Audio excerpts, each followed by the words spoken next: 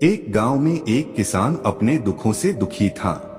किसी ने उस किसान को बताया कि तुम अपने दुखों के समाधान के लिए बुद्ध की शरण में जाओ, वे तुम्हारे सभी दुखों का समाधान कर देंगे।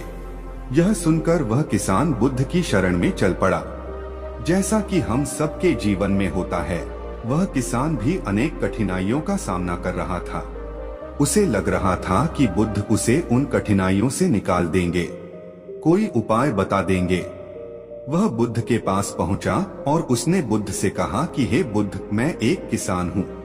मुझे खेती करना अच्छा लगता है, लेकिन कभी भी वर्षा पर्याप्त नहीं होती और मेरी फसल बर्बाद हो जाती है। पिछले साल भी मेरे पास खाने को कुछ नहीं था और इस साल जब मैंने फसल बोई तो इस बार बहुत अधिक वर्षा हुई, जिसके कारण मेरी फसल को नुकसान पहुंचा। अभी भी मेरे पास खाने को पर्याप्त नहीं है। बुद्ध उसकी बात शांतिपूर्वक सुनते रहे। किसान ने कहा, मैं विवाहित हूँ, मेरी पत्नी मेरा ध्यान रखती है, मैं उससे प्रेम करता हूँ, लेकिन कभी कभी वह मुझे परेशान भी कर देती है। कभी मुझे लगता है कि मैं उससे उकता गया हूँ और कभी लगता है कि वह मेरे जीवन में न होती तो अच्छा होता।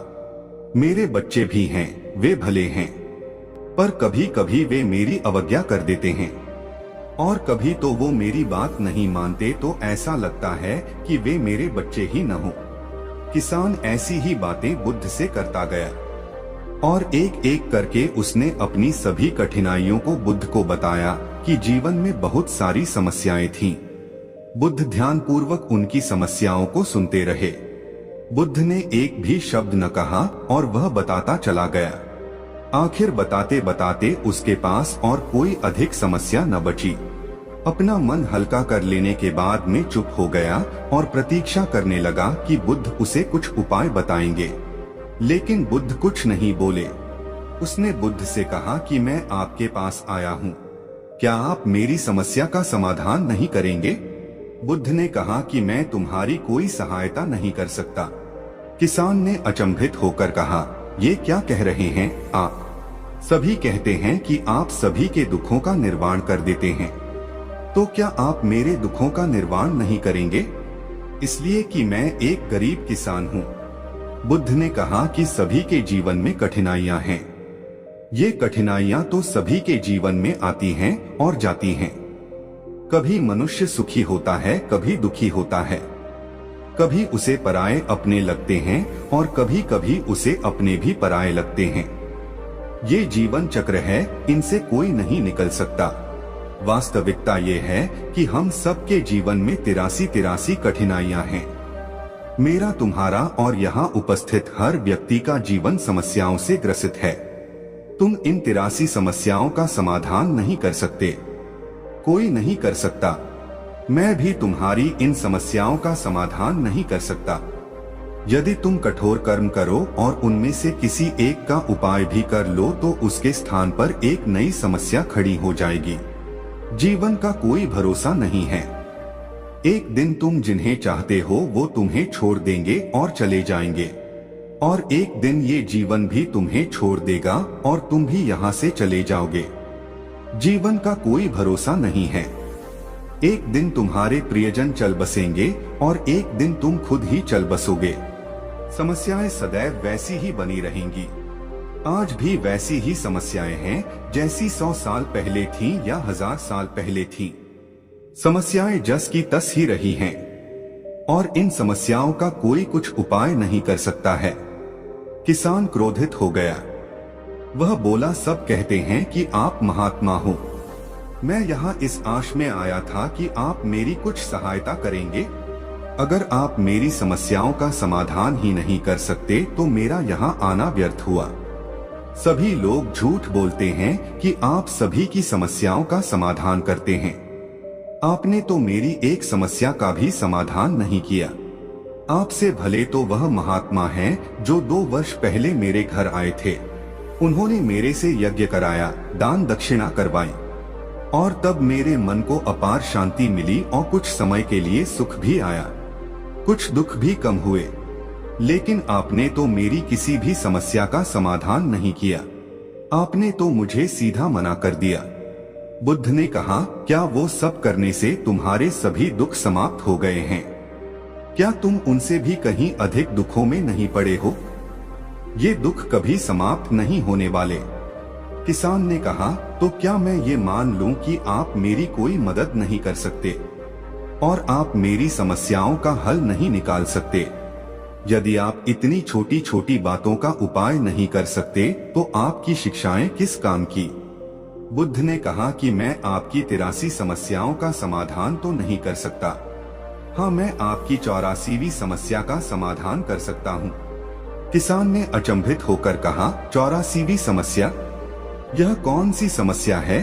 बुद्ध ने कहा कि वह यह है कि तुम यह नहीं चाहते हो कि तुम्हारे जीवन में कोई समस्या हो। इसी समस्या के कारण सारी समस्याओं का जन्म हुआ है।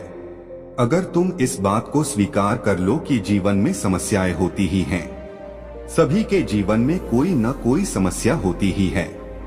तुम सोचते हो कि तुम इस दुनिया में सबसे ज्यादा दुखी हो और तुम्हारे जितना कोई और दुखी नहीं है, तो तुम अपने आसपास देखो। जितने लोग तुम्हारे आसपास हैं, क्या वो तुमसे कम दुखी हैं? तुम्हें अपना दुख बड़ा लगता है, जबकि तुम्हारे आसपास रहने वाले सभी को अपना दुख बड़ा लगता है। इस दुनिया में सभी को अपना दुख बड़ा लगता है, चाहे दुख छोटा हो या बड़ा हो, लेकिन जिसके साथ घट रहा है उसी के लिए वो बड़ा होता है। हम किसी दूसरे के बारे में विचार नहीं करते, बहुत दूर के बारे में तो हम विचार बिल्कुल ही नहीं करते। कोई हमारा सगा संबंधी हो तो हम उसके बारे में थोड़ा विचार करते हैं, लेकिन बात अगर हम पर आ जाए तो हम बिल्कुल विचलित हो जाते हैं। अपने जीवन में कोई समस्या न होने पर या सुख होने पर हम दूसरों को उपदेश देते हैं कि ऐसे करो या वैसे करो तो तुम्हारे जीवन में सुख आएगा। तुम क्यों इतना दुख करते हो? दुख आता है और जाता है, लेकिन यही घटना जब हमारे जीवन में घटती है तो यह बातें हमें समझ में नहीं आती। हम सिर्फ अपने दुख से दुखी होते रहते हैं। तो यही है वह 84वीं समस्या कि तुम ये चाहते हो कि जीवन में कोई समस्या न आए। यही जीवन में सभी समस्याओं की असली जड़ है। अगर तुम ध्यानपूर्वक देखोगे और समझोगे कि जीवन दुख और दुखों से हर प्रकार से भरा है, इसको तुम कभी नहीं बदल सकते। यदि तुम ये चाहते हो कि तुम्हारा जीवन सदा सुखी हो और सुख से रहो तो ये भी संभव नहीं है। सुख और दुख को आने से हम रोक नहीं सकते, लेकिन सुख और दुख का हम पर कोई प्रभाव न हो ऐसी व्यवस्था हम कर सकते हैं। मैं तुम्हारी 84वीं समस्या का समाधान कर सकता हूँ, लेकिन बाकी 83 समस्याओं का समाधान मेरे हाथ में नहीं है। अगर तुम चाहते हो कि तुम्हारे जीवन में कोई समस्या न हो तो तुम्हें इस बात को समझना होगा कि जीवन में समस्याएं आती ही हैं। हमें उनसे विचलित नहीं होना चाहिए। वह किसान बुद्ध के चरणों में गिर पड़ा और बोला, हे बुद्ध, इतनी छोटी सी बात मैं आज तक समझ नहीं पाया। आपने इतनी छोटी सी बात मुझे सरल शब्दों में समझा दी। इसके लिए मैं आपका बहुत बहुत आभारी हूँ।